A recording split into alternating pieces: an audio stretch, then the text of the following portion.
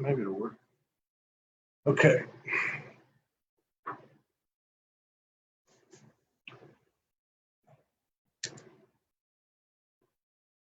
Okay, it's going to work. So let me share this here. Share this to that. Studio. And the rest I can share on our page. So, all right. Okay, so we're live on Facebook. Yeah. Okay, we'll roll the show out in just a second. Let's skip.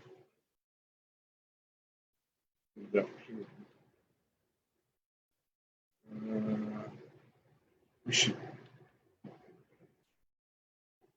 What is that? Okay. So let me just share it to the network.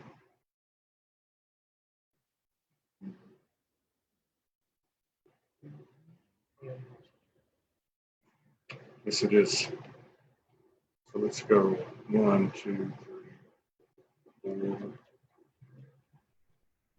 5, 6, 7, 8, 9, 10.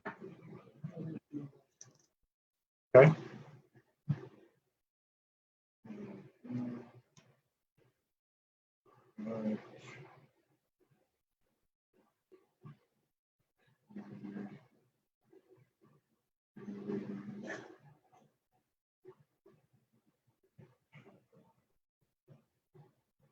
Okay. I'll do it. So we got 43 people here. Welcome, everybody. It's good to see you. 44 people. Rebecca Williams, Shanine Van Rion, Etem Nepkis from the South China Sea, Connie Brisson, Gabrielle, Catalina de Amor, Marie Iverson from Sweden, Kathy Jackson, Gillian Alexander, Joan Kirkendall, Amber Essence, Connie Ma, Alexa Izira, Geraldine from Ireland, our friend Duncan Alexander, Susan Curtis, Linda Scott, Jen Dodson, Kathy Waldowski, Kelly Darren, Tina Bibi, Jen Dodson, Jeannie Campbell, hey Jeannie, Fiona Morris, Wendy Hall Umstead, Renata Arini from Greece, our friend Colin Ball, Ivo Stoyanov, hello, David Brown, Fiona Morris, big ass love to you, Meg Ludlow, Terry Lee, Linda Shute, Susan Lanouette, Paul Handwriter, hey Paul, Sue Bly Cadius from Rhode Island, Donna Marie, who do I miss? Maria Gandaria, Vicki Hunter O'Donnell from Perth, Diane Thomas, Agat Lyris, and Terry Willette, 66 and counting. Nori Love, I see your picture. If these shows resonate with you, please share. Thank you for all your continued love and support and contributions. They all add up to keep us going. Doing this to the best of our abilities every day by the seat of our pants, which is pretty much the way this whole thing's for everybody's going. We just decided to come on because it was time, right? No? Oh, somebody canceled. Yeah. Somebody canceled? Yeah. Yeah. You've been back how long? 24th. Today's what? Almost a month. 24th, so that's 6 plus 25 days. Almost 4 weeks. And lots going on for everybody. I guess we thought we'd share whatever I put in here. What did I put in here? I think the main thing is to share some of our experiences, what we're seeing happening through the experiences people are sharing on SoulSpeak 5D, talk about shadow work, sacred sex, open discussion, current energies, and false wounded masculine, false wounded feminine.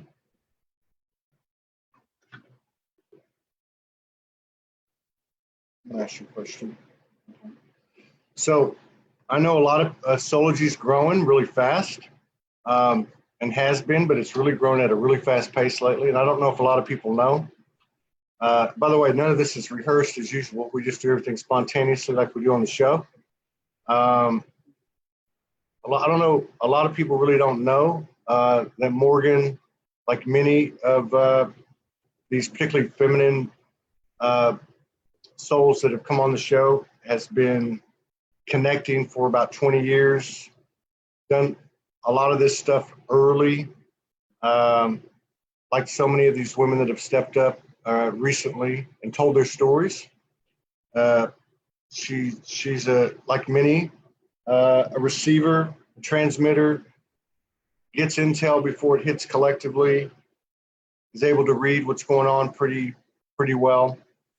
And so I just thought I'd point that out because there's a lot of people, not that she doesn't get on the camera very often. And so, although it's been said before, I just think it's important to say that, since I'm going to ask you a question. So, I don't know where we want to start with it, but, I think everybody talked about April. April was kind of a loud month. We had some experience with that at Soulogy over 7 or 8, 10 days. There was quite a bit of separation, projecting some of the programming we had out, and none of it was personal. We all know that, but I think what was important that there was some stuff coming to the surface, and we were happy to be a part of that, even though it got kind of crazy. May's been very fast-paced, and there's just been a lot of stuff going on, and some people have the ability to explain it, like some of the people that come on the show. I think it's good to talk about it. So I don't know if you want to start with May, masculine to feminine. This is also yesterday was the day that Jason Estes Intel says the purge has ended. Amanda Lawrence pretty much saying it a different way, pretty much kind of said the same thing. We're moving into a totally different realm or world. So I don't know. Where do you want to start? It is so hot in here. Both of us are like literally dripping. So it's not very comfortable. I don't like coming on anyway, but to come on and leave my fan and a jug of water, not very comfortable. But that's a really open question. But May's been. Yeah. Well, I think so we could start here. So, the energy of the masculine moving up to a space where there was some level of equality, which created good stress, I guess. From my experience, he actually was coming down out of his false power into his vulnerability and his softness. And as he did that, she was able to step up a little bit more into her, into more of a balanced state. Yeah. But then we saw, what I'm saying is like this, whether he came down off his false power or rose up in his true power, because I guess they're related. Somehow there was some type of balance, not that every man, not me, I'm just saying not that every single man, every single woman hit this balance in every interaction we have, but collectively that is what occurred, and it put good stress on the feminine and forced her to start elevating, and we saw something we hadn't seen in a while. Are we going to talk about this? Kind of I'm just picking this up from you and the other people. I'm not saying I know. But I'm as close as we are. I'm not a mind reader. Well, like the wounded feminine coming coming to the surface as a result of an expanded awareness. Maybe she was seeing shadows she hadn't seen before. Probably should have spoken about this before we came on. I'm not sure where you want to go with this. Oh, okay. Well, we could go with something else. Although they said they want to hear it. So, I think what we saw in the last couple of weeks was everyone going through it, really. Whether you were part of Soulogy and witnessed what was going on or not. Like all of these old shadows were coming they can't hear you good. So you'll have to scoot up or speak louder. Oh, I'll try to speak louder. Let me turn the fan off. No, we're literally melting. Both of our hair, we get up in the morning and both of our hair is like standing because we've both got curly hair and it's like we've got this afro. And you'll have to, yeah, they can't hear you. We're all saying it. So, oh, hang on. So you'll have to sit up. Okay. Okay. Let's test that. Top. We're melting in here. It is so hot. Can y'all hear that? I think so. Because there's a lag. A little bit better. Yeah. Okay. All right. So where were we at? I don't know. Well, there was a lot of us were projecting, regardless of gender. Mm-hmm. Yeah. So for me, watching it looked like we could take three positions. We could fall into it, into our own wounded masculine. We could go into the wounded feminine, or we got an opportunity to pick neutrality. And I actually don't want to spend too much time on this because that's sort of. But that was an event that happened, and then we all went away, and we needed to look at, well, what did we choose? Where were we at? What do we still need to clear in ourselves that made us buy into it and start playing the game as well? And then looking at everyone's posts at the moment, so many have actually shifted past it. But us in our relationship, we did that as well, didn't we? Like at a really conscious level, watching. Yeah. Watching how it all worked, what was going on. We did that very consciously through our relationship. Can you elaborate? You want me to elaborate? Yeah. I mean, I don't know how. I don't know. I'm not positive what. Yeah, elaborate. Okay, so I mean, we know that we're all androgynous, that we've all got our own feminine, we've all got our own masculine. But Todd and I, in this, we call ourselves a conscious divine union. We're not really a big fan of the whole twin flame thing. Not that there's anything wrong with that, but we don't identify with that ourselves. But we both recognise that whatever he's going through is his and mine. And if I'm going through something, it's his and mine. And so we use each other as these really conscious mirrors. And so we do everything really quite consciously. So, I was watching Todd go through more letting go of the old false masculine power, mostly identified with your penis, like the identity of the penis, of your own sexuality. Yeah, Alison Engel and I talked about it yesterday. And she was going through things that she was having to let go with me.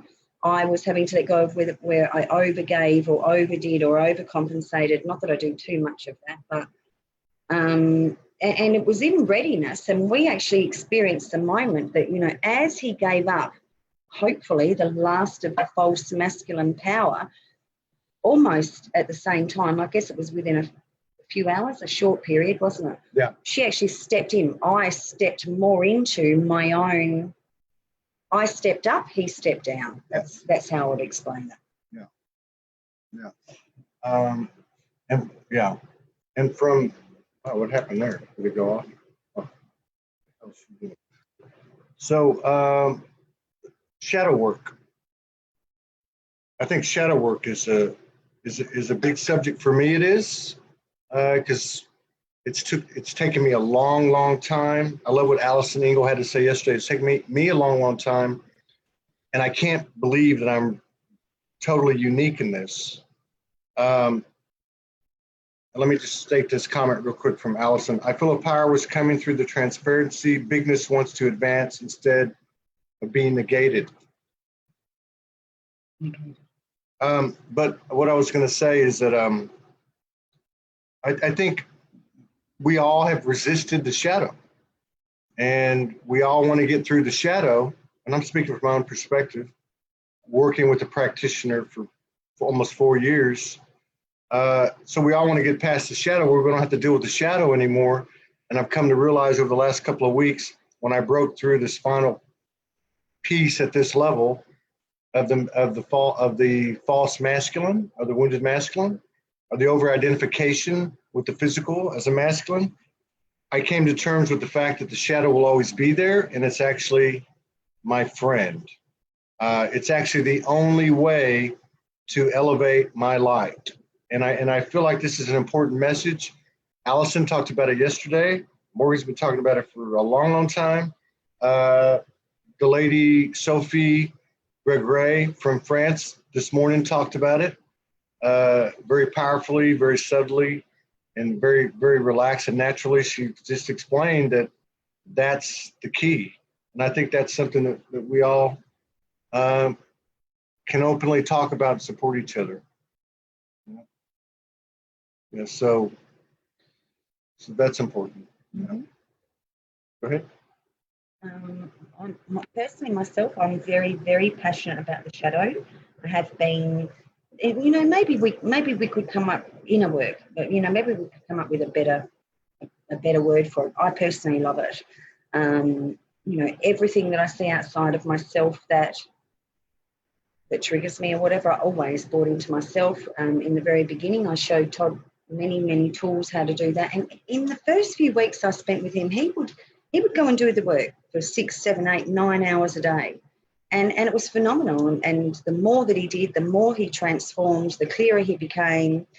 I love shadow work, and I'm with Sophie. You know, it is the key to our divinity, really. Yeah. Definitely the key to our expansion. Well, the key to knowing who we are, really. I love talking to Allison the last couple of weeks because I don't know, it's not even that. I've talked to Morgan about this stuff as a listener, for all intents and purposes, a client to some degree, a partner. I didn't have the perspective that she had or the experience.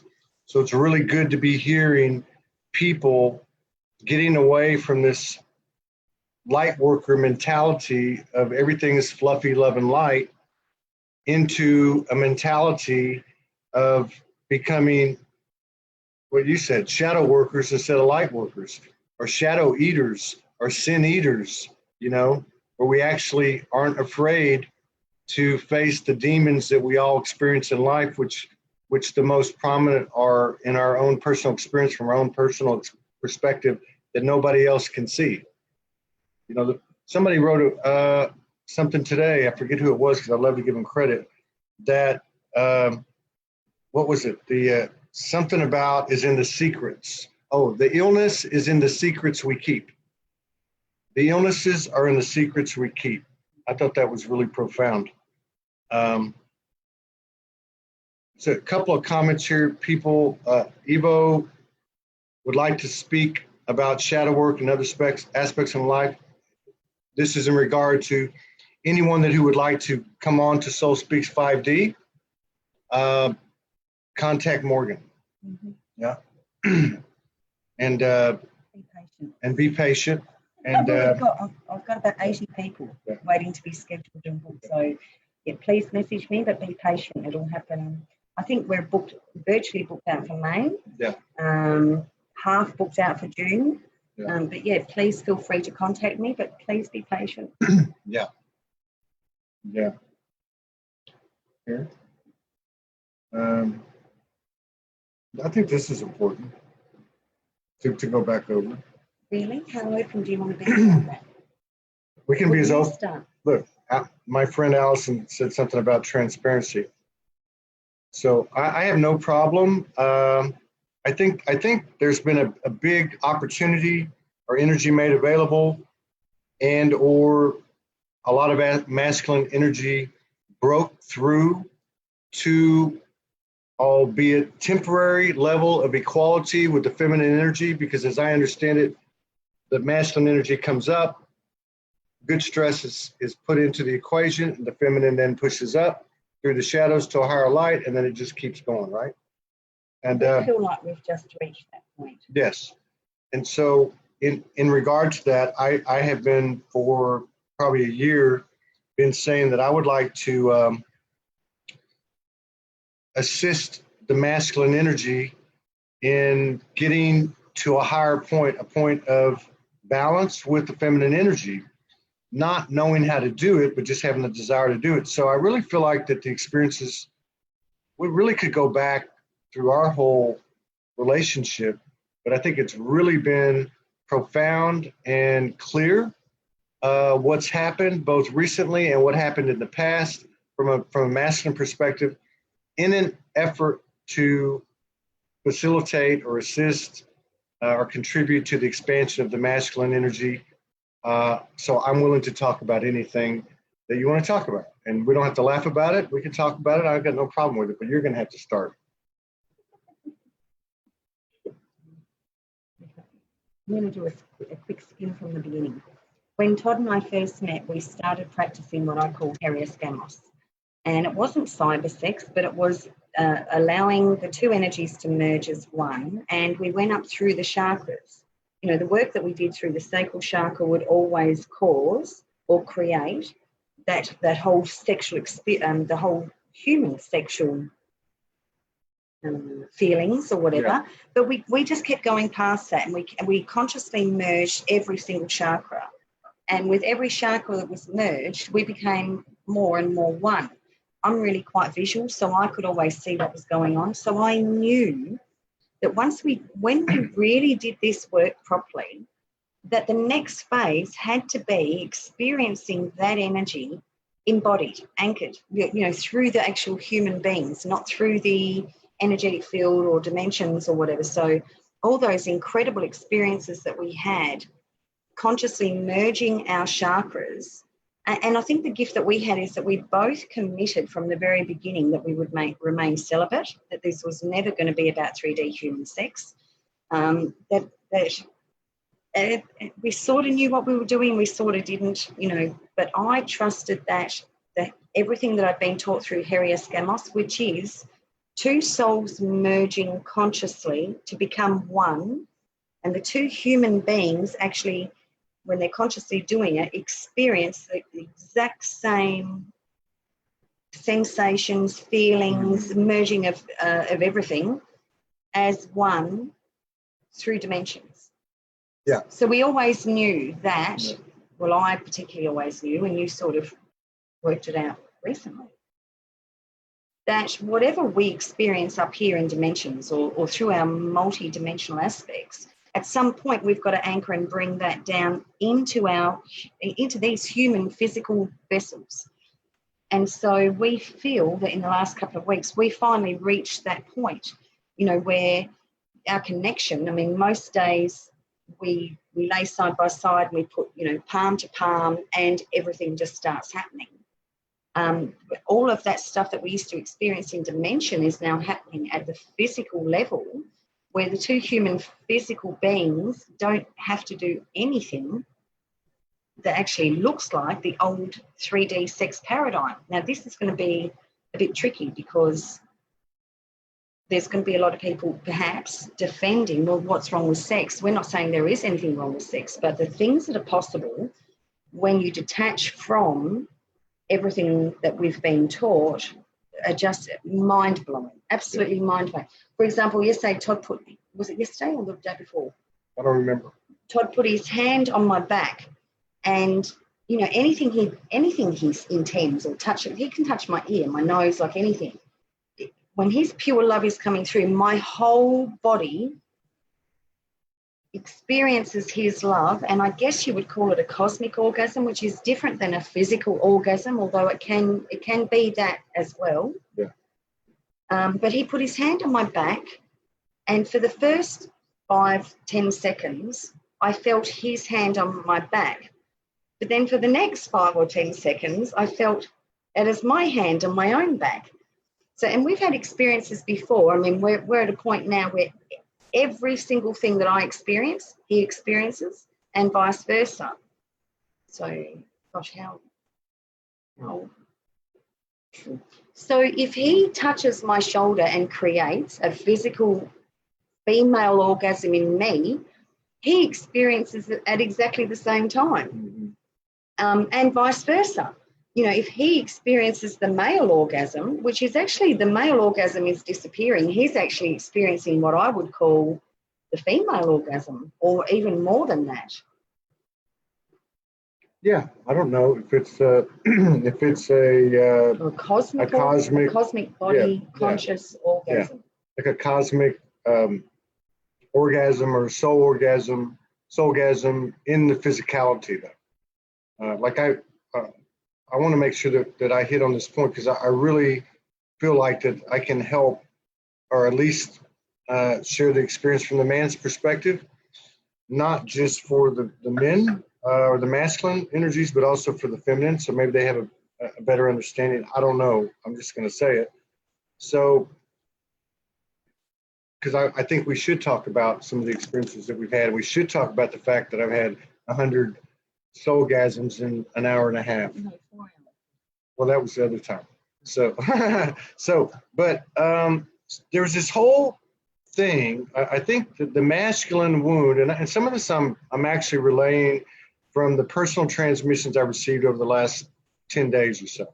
When I was forced on my own, when I was forced to disengage and go quiet outside or whatever, or vomit or cry or whatever the case was, commune with the universe, I was shown the masculine story. And the subtleties of how much we identified with our body and the functionality of our body, performance, you know, the deepest, most micro aspect, where the rubber meets the road, where the physical leaves and the non-physical comes in, that little 0 point there is in what we would call, all of us in the old paradigm, our sexual intimacy. But the sexual intimacy that we've all experienced, I experienced in pre-awakening, was what we all experienced. What I've experienced since then, very slowly and really taken off over this last 2 weeks, after we've had 4 or 5 physical herioscamos experiences, it's like nothing you can imagine in the physicality. The problem or the challenge is that I was with somebody who had a lot of sacred wisdom for many, many years, attained through conversations with the universe and such, like some other women who've come on the show have done, who didn't exactly have, we do this and we do that. She didn't have that, but what she did have was a knowing that it's not what it used to be. It doesn't look anything like that. In fact, we both received transmissions together, and they told us it won't look like that. So let's be really blunt. That was a 4-hour night. Yeah. Like, we didn't even move. We had 4 hours of God knows, like, what? How many do you reckon? Well, but right before that happened, and this goes back to the masculine thing, we've been together for 11 days since she got back. We're finally reunited permanently. No attachment, you know, unconditional love. We slept together, we held each other, caressed each other, but we did not have intimacy. There was no problem. We just, it wasn't, one thing we've learned is it has to be congruent and alignment has to be in place. But as a man, in the back of my head, I'm like, oh my God, I want to do this and I want to do that and I want to do this. And I'm fighting this really on my own because we've talked about it a lot. I know what the right path is. I don't understand it. Nobody's given me directions. And so after 11 days, I woke up and I told her, I got a problem. I am used to expressing my sexual power, and it's either done through our intimacy or it's done through my creative work in my role in Soulogy. So anyway, that's all I could spit out. So she, in her infinite wisdom, says, we need to go to the beach. So we drove down to the beach and we had a really honest, straightforward discussion, which is something we do, but it was deeper. And so ultimately, what the statement that I made about I'm clogged up or backed up or I need to do something to express this, which had no agenda, by the way, it was just being honest with her, turned into, at the end of the discussion, that I discovered through my fears, I discovered that I was afraid I couldn't perform, that I was afraid I couldn't get an erection, that I was afraid I wouldn't please her. And I'm like, oh my God. And so she says to me, now I want you to say these things. So I said each one of them. I owned each one of them. I embraced the darkness. I embraced the fear, whatever the case was. And it was very liberating. Now, lo and behold, unbeknownst to us, that night we lay down, and I'll let you start it. So you needed to do that. You needed to own that those things were, they were there. They're not shadow at all. No. They were there. They were there to be loved and owned and whatever. We hadn't been near each other for 11 days. So we laid in bed. What? A little bit louder or closer. We laid in bed, held hands, and then all the energies came in and started asking, would you be willing to let go of this concept or idea about sex? Yes. Every time I said yes, both of us would explode into, we're holding hands at this stage, mind you, explode into orgasms, physical, like at every possible level. So that went on for about an hour, and we're doing it alone. We're just side by side, just holding hands, and we're being asked to let go of all old concepts about, I guess, performance. Yeah. Ideas, and they were silly little things. For me, they were really silly little things like, oh my God, he can't come near me tonight. I haven't shaved my legs. And then I'd hear, would you be willing to let go of that? And I'd say yes. And then both of us simultaneously, and all of this was done in silence. So it was happening one-on-one. So this went on for an hour or so. And then we were asked to actually come together. We'd done everything that we could do alone. Are you both willing to do this together now? So it's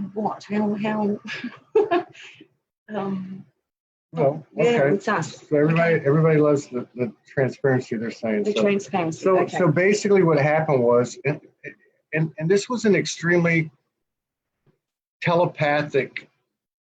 Yeah, because there's been neither spoke. Yeah, there's been an elevation for all of us, I think, in telepathy. So it was an extremely telepathic. There was, I don't even know. There really wasn't anything said for 3 hours. I remember that.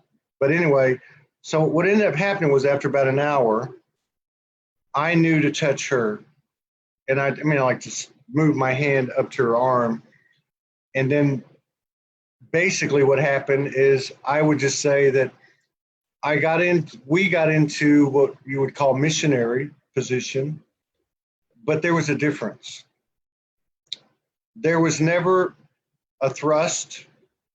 This was not like, oh, we talked about it. There was just entering in stillness until there was maximum penetration, but it just held there. There was no movement at all. And again, this was not rehearsed. It was just this oneness of knowing. I don't know how to explain it. And so what ended up happening was we held that position for in perfect stillness for 45 minutes to an hour. It wasn't over an hour. Yeah, it was probably about an hour and 15 minutes. And there was no tantra. It wasn't tantra. It was just, but there was no motion in the physicality, but the energetics. That we've done separately. One. Yeah. And both of us, no movement, no nothing, just holding that place. another 30 or 40. And so much so that when it was done, I was cool. I touched him. He was, and it's like, oh my God, how does that happen? Yet we haven't even built up a sweat. Yeah. But at the same time, it was being explained to me that what we were doing is that everything that we were letting go and merging together through all of our chakras was raising the Kundalini. And they said to me that, you know, we've all had experience of Kundalini raising and we haven't been able to hold it and then it'd go down again. And we'd raise it up and it'd go down again. That this experience was actually raising it up to a point where it was going to be able to be like a permanent, and it only came up to the sacral, solar plexus, partway through the solar plexus, and we were told we had more to do. And that was the first incident, and I just want to say too. And that actually, it sounds like it only went on for 2 hours, but that actually 4 hours. Yeah. 4 hours later, with no sweat, just. And so the again, because we're going to talk about it, and we're going to talk. Look, our Texas, our primary mission now, although it may have been different before we connected or before we got to a certain level, is we understand is to bring divine union as a frequency, as a vibration to this realm. To embody what we can. Yeah. Understanding also that there are hundreds and hundreds, hundreds of thousands of people doing that. Yeah. So we're trying to, regardless of the sex, because you spoke to Michael James Garber the other day, and just by speaking to him, you could feel that, him and his partner had been going through this as well. Yeah. And so anything we say, just keep that in mind, right? That's all I'm trying to say. So, because somebody said here, you don't even, well, the thing is this hour of sitting side by side and then over an hour of that position I spoke about, halfway through that period of say an hour and 15 minutes, so say, 40 minutes, 45 minutes through that period, there was something similar to a male orgasm, but it was not, it was just similar. It was not the same thing. And it by itself lasted, well, it'd be hard to say because we didn't have a clock, but several minutes. And then after it happened, it was no different than before. So that whole hour and 15 minutes or so was the same, the same rigidity. There was something that looked like a physical orgasm in the middle of it, but the energy going into it and the energy going out of it was just as incredible. But there was a moment where it seemed that all physical and non-physical, her body, my body, and energies around us all came into one. I'm talking tones, colors, wavelengths. Yeah. Both of us felt whatever our higher selves were doing in our own physical beings.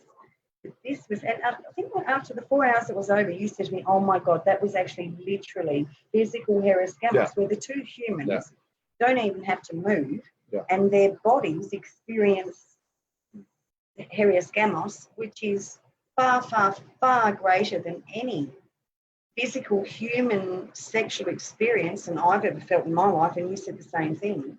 Yeah. Like it's far greater.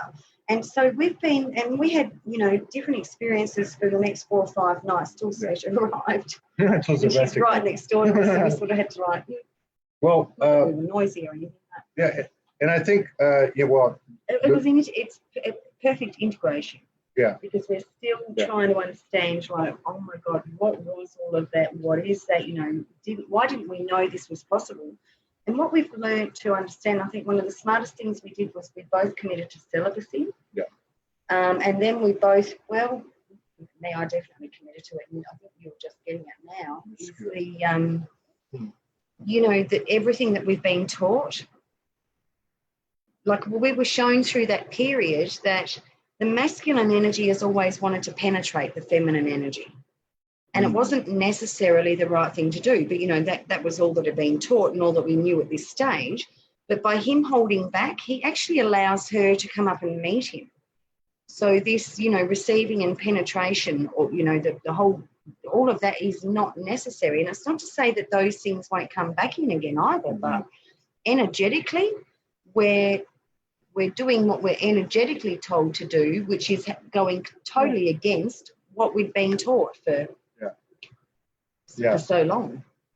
Yeah, and so she sees really well, and sees, and always has since I've known her, sees very clearly in the ethers.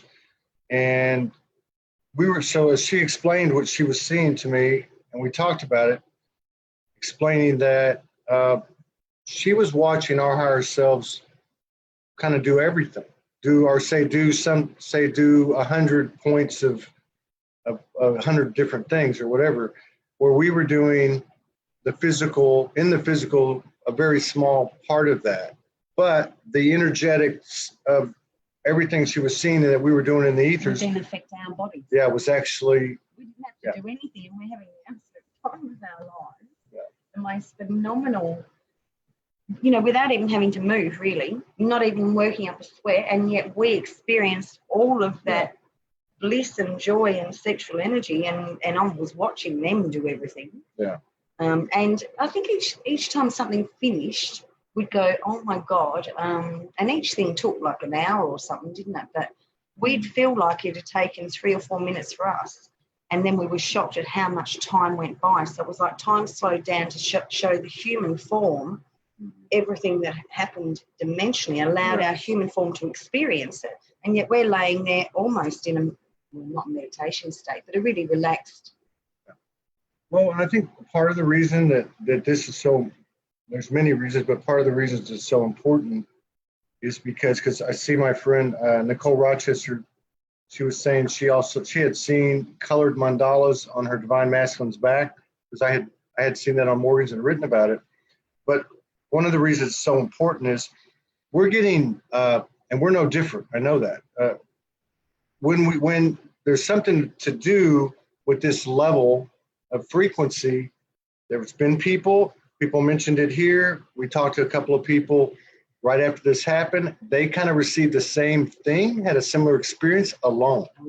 So what I'm saying is that part of what happened is that every time we've had one of these episodes, we are told and we see expanded awareness, given more wisdom, if you want to call it more knowledge, able to see more heightened higher senses, heightened human senses, and that's important. I mean, like even after this first time that happened that we're talking about, we were laying in the bed and the ceiling disappeared, the walls disappeared, the floor disappeared, which is not out of the norm for any one of us when you're by yourself. But when there's two, well, yeah. Oh yeah, we've done a lot of that. But I'm just saying, when two people are seeing the same thing, I mean, we're seeing starships go across what would be the ceiling, but it's millions of miles high. I mean, you know, we've had other experiences since then, wormholes, going through wormholes, I mean, different communications. So it's some type of connection between the physical embodiment, would it be the physical embodiment that contains this higher frequency that can only be done through the experience of actually doing it. And for us, that was like letting go of the human 3D expectations, performance, things that we thought that we should do, to actually allow for this to come in and we feel like we're in kindergarten. We feel like we're learning about this incredible sacred sexuality, and we do some strange things as well, like you know, that, and not kinky strange, but not that there's anything wrong with that, but like some things that you wouldn't expect. I think it was the 3 or 4 every night. So the night before Sveta arrived, we heard again, go to the beach. So we went to the beach. Neither one of us knew what's going to happen, but if we get this information, we just go.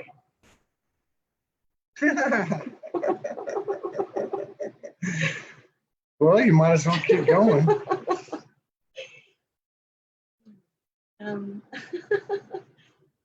I guess it's important, isn't it? Well, you've already said it. I mean, obviously there's code in everything that we're saying. It's our intention of the heart. No, And- that's not. That's really. So Nick, Would embarrass you. no, I don't. I'm not going to get embarrassed. We're serving here, so it's all totally up to you. Nikki says, "Did you see any parallels in the physical embodiment with what Amanda Lawrence drew a couple of days ago?" I didn't see that post, but not to pass up what she was just saying. We ended up going to the beach, and it was just basically. I mean, if you put it in human terms, she was instructed. I understood that basically she's rubbing sand all over me, and not in a in a ritual kind of way. Intel was coming in. I don't know. For us, a lot of what we've done individually and together, like some of you can relate to, has not made sense to the human aspect. In fact, the human aspect is kicking and screaming, saying, no, I'm not doing this. But I think it's important for us to share this because it's not really in the words we're saying, it's in the frequency and the codes that we're putting out as we pick up codes from others too, but it's important for us to voice this stuff. So,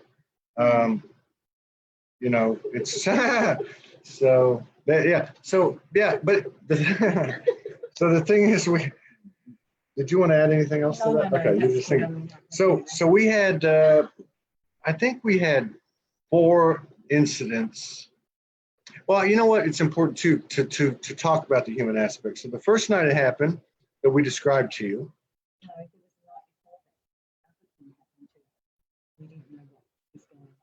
What happened to me? What? Oh. Well, okay. So, well, no. So the night before it happened, one of her aspects, that's how we would explain it, I guess. One of her aspects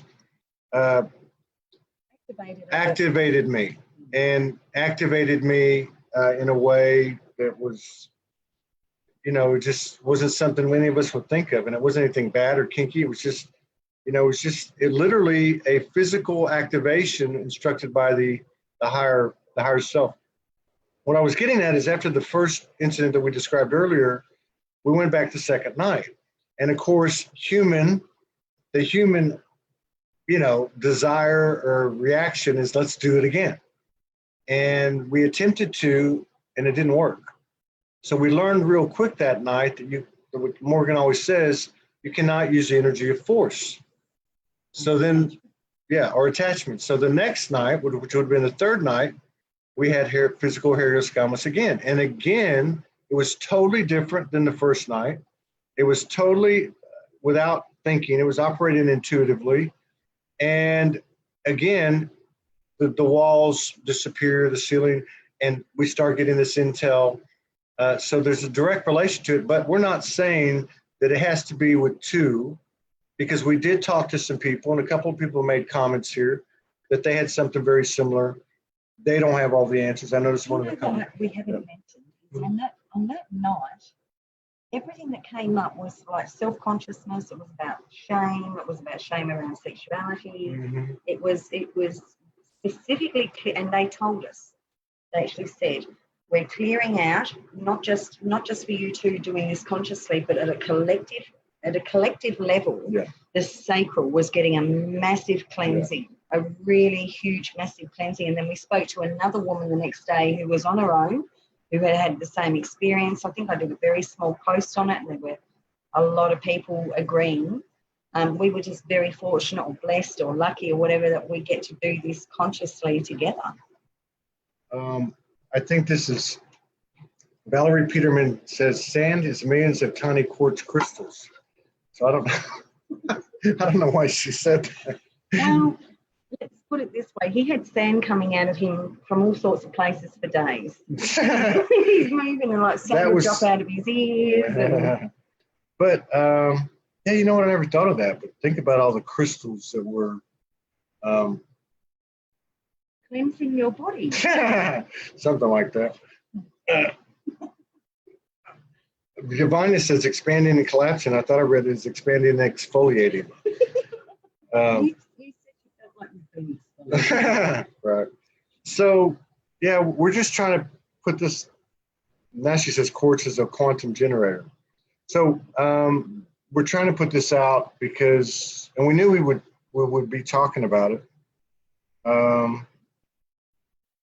We're committed to divine conscious union. We're committed to ourselves as individuals foremost. And that's been something that's been really loud between us from the beginning. Yeah. I will always pick me over God. And hopefully, I think Vice versa. Vice versa. Yeah. And, we only said in the first few days I was back here, well, yes, we are married. We are married, but we're married today. There are no guarantees. It depends on what we both choose in every moment. Yeah.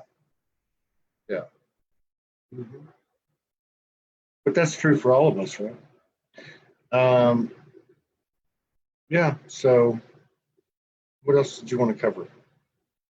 Did you both awaken simultaneously? No. She woke up in 2000? 99? Yeah, 1999. Yeah, mine was about 2000, mid-2011. Yeah. And it didn't matter.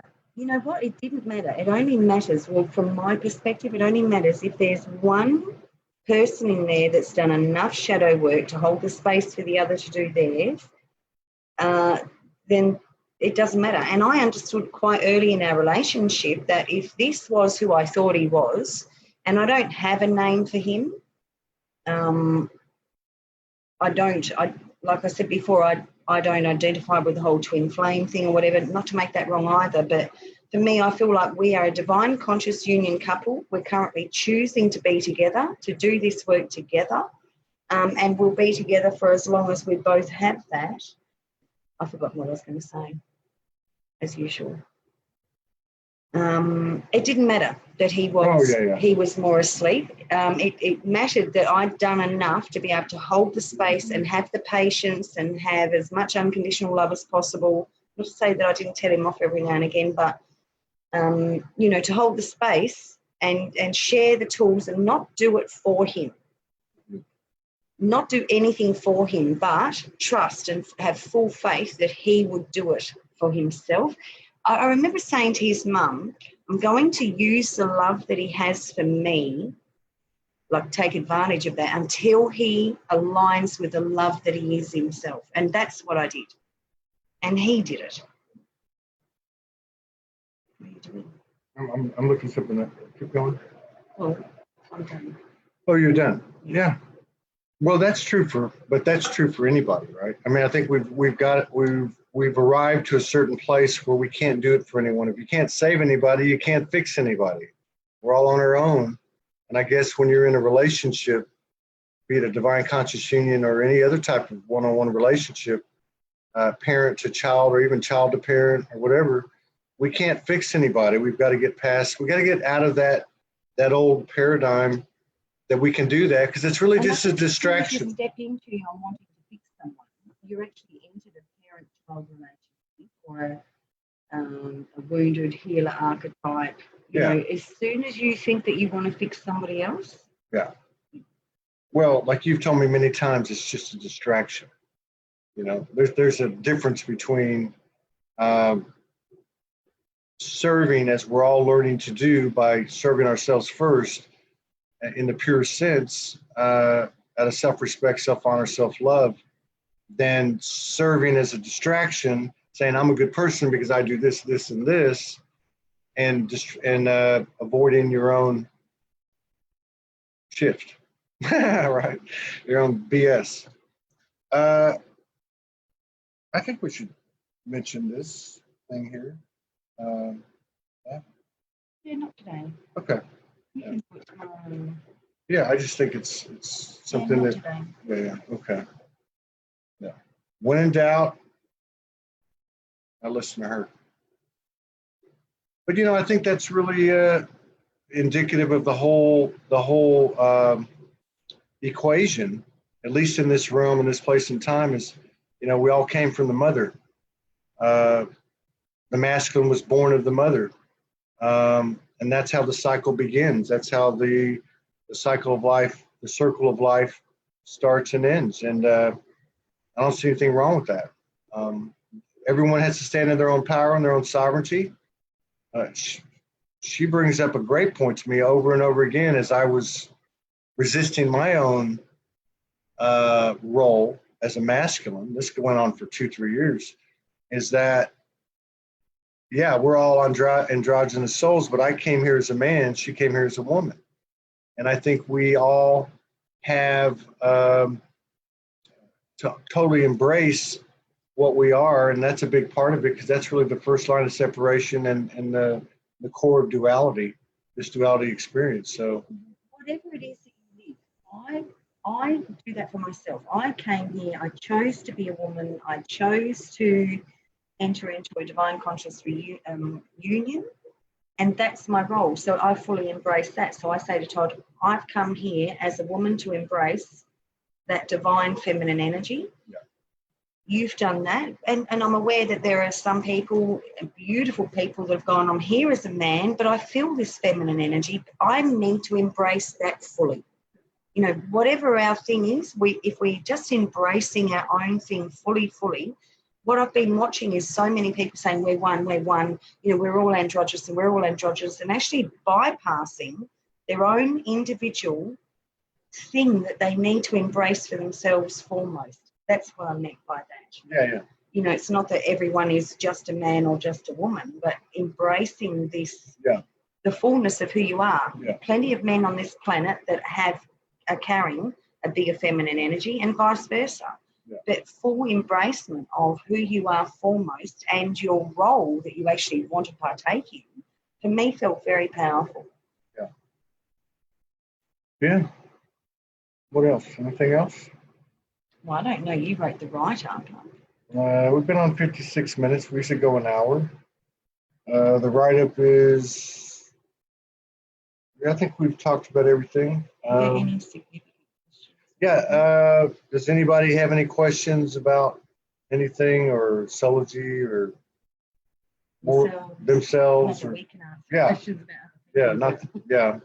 I mean, any comments or anything that you'd like to have addressed? Not that we have the answers, but maybe we can all, that's how we all navigate this thing, is just sharing everything. I don't see any. Let's see. Thank you all for the wonderful comments and the blessings and the support. We have to wait like 20 seconds because there's a lag. Yeah. So we're kind of getting back on track now. We're going to be doing, 3 shows a day, probably 6 days, at least 6 days a week.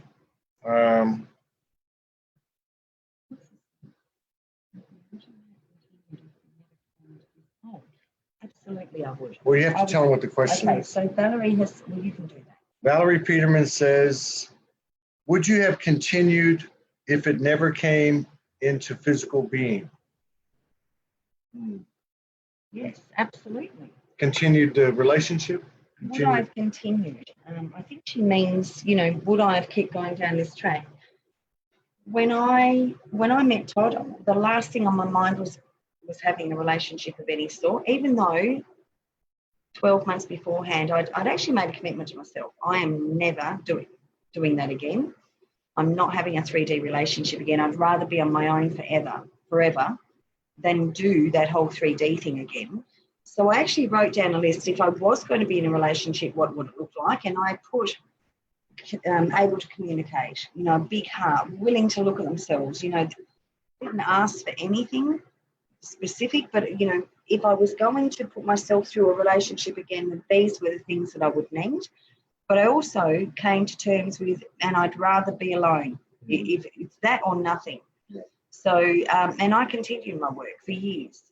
Even, you know, when Todd and I were first dating for 12 months, and even now, to be honest, if Todd turned around and, I don't know, went unconscious, I would just walk away. That probably sounds really empty. But my love for him wouldn't change. There would be reverence and honour for, you know, the path that he's taken. yeah, I would have absolutely continued. I've always continued. And I think that part of, you know, there's some magic keys for me. I'd committed to celibacy. I'd committed to myself. And I held that. And I wasn't going to drop those things for anybody. And that's when he came in. As shadowed as he was, he had that commitment to himself as well. Yeah. I will do whatever it takes. Yeah. I wasn't going to be in one either. Yeah, he had also committed to, I'd rather be alone than be in an unconscious relationship. Jennifer asked, when do we get stickers for our cars? Marilyn National Figures is about to start that up for us.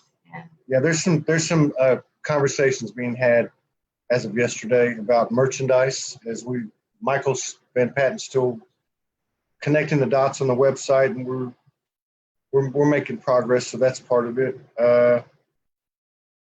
I think I had heard you mention that you can do this with a sister or a brother, even a child, not just an intimate lover. I think she's talking about Arios Gamos. This is from Sherilyn in Sedona. Yes. You know what? We can actually allow ourselves, and how I learned to do it was to open your heart up, just be open to allowing my own energy field to merge with somebody else that had pure intent. You know, you can't do it with somebody that's got a gender. You can't do it if you've got a gender yourself. But we actually do this all day, every day. Yeah. But to actually, when we start allowing ourselves to consciously open up our energetic fields and our heart space and allow our heart spaces to merge with another, we expand so much more than the verbal, you know, the mental stuff that we can do. You just allow yourself to open up, allow another heart in, or go to the other heart, and you will expand just by that. I haven't told this story for ages, but, you know, I've done a lot of work. I've been and I'm shy. Mm-hmm. I don't like the camera. I don't want to do public speaking. I don't want to do any of that. But I was doing a course that I was actually asked to get up in front of a class and do a talk, and I really didn't want to do it. And I was sort of seeing this man, sort of dating this man that loves that sort of stuff.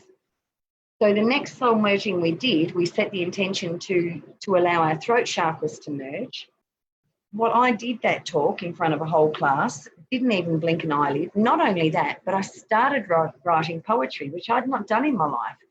So our throat-to-throat mergings allowed me to get through that horrible thing that I had to do, and it wasn't horrible at all, but also opened up my communication where I started writing some incredible poetry, which I'd never ever done. Now, I know that was through that, you know, I see it as an infinity thing that goes, it merges, it becomes one, and the crossover point of the infinity symbol is where everything happens. When you've got two people that just really love each other and are vulnerable and are willing to allow their chakras to move, anything is possible. Yeah. Valerie Peterman, continuation or further explanation of that question about if it had not gotten to the physical, would you have been content with the etheric or the astral or the non-physical?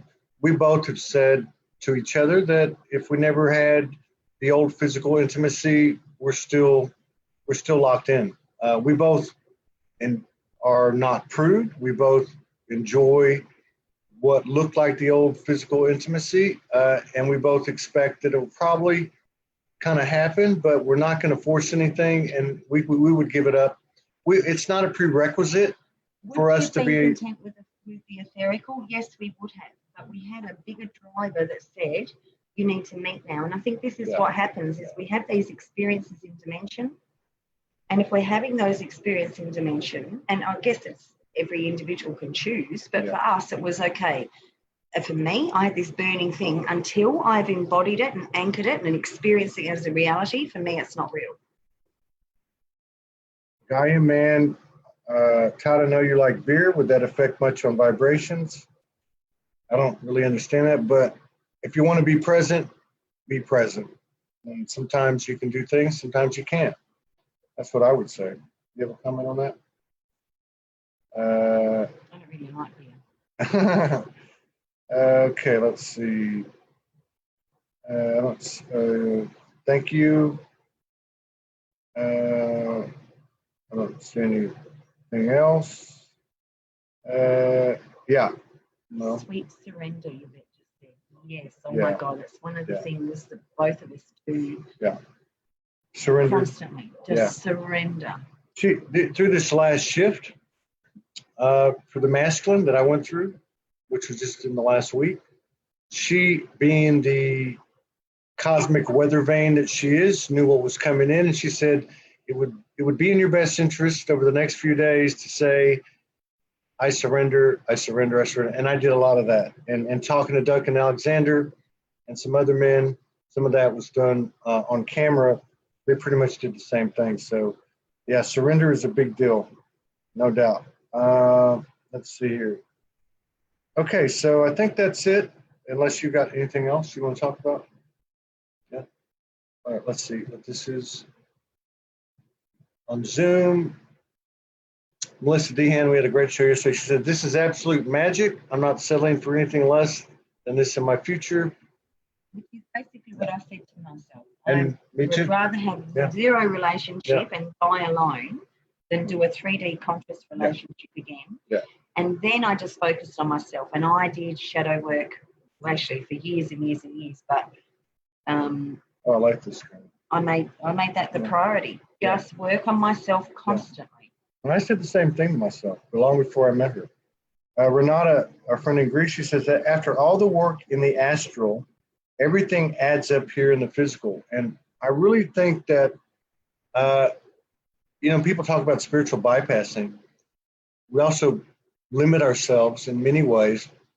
But I really think I'm a big believer now in what Morgan talked about the first 2 years I met her, really almost 3 years. I didn't understand what embodying was, but I really believe we're here to embody everything that we learn, that we can pull down. I learned that from her, and it makes a lot of sense. Yeah. I'd love to hear more about what a masculine is experiencing with these energies and purging in another video. We'll get to that one in a second. There was a really good show a couple of days ago, Nicole, with Duncan Alexander, and a lot of that was covered. There was also another really powerful show, which wasn't the exact same subject in terms of the verbalization, but it was the same frequency, and that was Shamir, which was about 10 days ago. He's also coming on this week.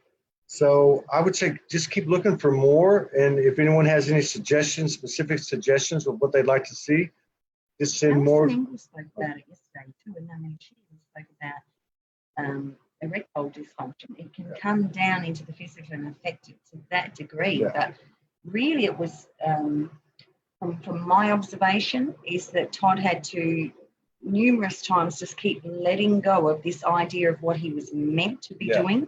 The whole performance, what it meant to be as a man, to disconnect from his identity as, and I'm sure we've all had partners that, meet Mr. Pinkleton, meet Mr. Medina, meet little Medina, or, we've all actually, a lot of us women have understood a lot of our partners, 3D partners, have had a real identity around their penis, what their penis does, what it's meant to do. So, that at the bottom line has been one of the obvious things. Valentine, by the way, let's set up a show, you got to go through Morgan. If you go through me, it won't happen, but I'd love to get together with you again. He says, have you experienced gold dimension? We've had a lot of experience with gold. I'll let you talk to that. Gold liquid and gold creation particles. But he might be talking about what you were talking about the other day too. We experience, and we can just be holding hands. When we send pure love to each other, it's enough to create golden particles. Sometimes it's golden liquid. And we're instructed on what you can actually do with that. Most of the time that occurs between us, it goes straight to Soulogy. I remember years ago, before I even met Todd, being told about these golden particles that we can actually use for conscious creation. And I was doing a course and really struggling with the assignments. So I pulled up golden particles and created assignments out of that. And then sometime in the next hours or day or two, an assignment, like a 5,000 word assignment would just be typed up, bang, bang, bang, bang, bang in 5 hours, and I've got distinctions for everything. So golden particles for me are pure love that are that we can use. So every time we're only genuinely connected. If we're not, and we are actually on a not being aligned too, but when we genuinely connect with each other, it doesn't matter if it's a massage or holding a hand or if it's something sexual, those golden particles come up for creation. Yeah. Maybe he's talking about that. Maybe he's talking about the golden beings that come. Well, I was going to say, I know since I woke up, everything that occurred that was like a divine, pretty much everything that occurred that was a divine episode, there was a golden white tint of some type, either the being or the light. And then we've had some experiences with the golden beings, a golden star family. I don't know if they're star family or above star family, but I think what I'm trying to say is anything gold that's coming through is of a very high, and so, we get back to the whole thing is, does the human have to know everything? I think it's just a really good sign. And if that's all you can take away, just the knowing that you've been experienced it is a really good sign. This is an important one. Amanda Lowe's, we did talk about this, but I think it's important to mention it again because when you say shadow work, what does that mean exactly? For me, it's anything that limits me. It's anything that makes me uncomfortable. It's anything that triggers me. It's anything that I'm judging. It's anything that I'm projecting, and anything that I'm attached to. So, a good example is when you split up from a partner, you're either doing one of two things. You're either pining for that ex-partner or you're blaming that ex-partner. So one of the most powerful things that I think that we can do is use all the people around us to actually see ourselves. So I tell my clients, write a list of everything that you thought that they were and clear that list as your own. I've got an invitation, there's oh no. I've got another thing that I say is like I'm not having a relationship with victim consciousness, not with myself or any other. To actually go down and clear the list, because if you're pining for them, you're pining for the lost bits that you didn't get to heal in yourself. If you're blaming them, you're blaming the bits that you couldn't actually see in yourself. There's so much gold around us just in the people closest to us. Or even make a list about someone that you don't like and then look at that and see where you are in it and clear all of that. It's such a brilliant opportunity to clear all of your own unconscious polarity. Did that answer the question? Yeah, I think that, but I think that's really that's a show. That's more than a show. That's a course. I've taken it from her. Here's an explanation from Melissa. She said, Melissa Dehan, she said, shadow work is the path to your divinity, your freedom to own your shit. So, yeah. Okay, so no, we didn't get frozen. Nicole, it must be on your end. Anyway, it's okay. So I think we're good. Hour and 12 minutes. Oh, she says hers froze at 1:11. So thank you, Nicole Rochester. Thank you, everybody.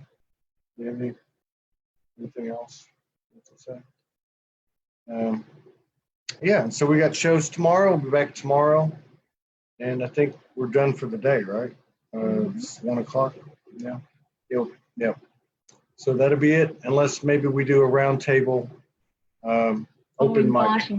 Yeah. Oh, yeah. We did want to say that. We're trying to develop this new, well, we've done it before, but we're trying to get back into the groove of maybe doing a weekly or twice a week show where we have 3 or 4 or 5 different people come on. New face. And we're particularly looking for people who maybe don't want to do an entire show with me, but will come on for 15 or 20 minutes, or maybe they're more comfortable that there's me and 2 other people on the screen with them. People that are new that we've not met before, because I really believe we've done this twice, impromptu in the last week, and it's really been well received and activating. Yeah, we did some last year, but I think with new faces is the emphasis. Not that we wouldn't bring someone on that's been on before, but really like to see some new faces, because it really, you know, it really is a powerful thing to see people open up and tell their story, and that's really something we can all gain from. So, okay, so I think that's it. Thank you, everybody. See you later. Bye.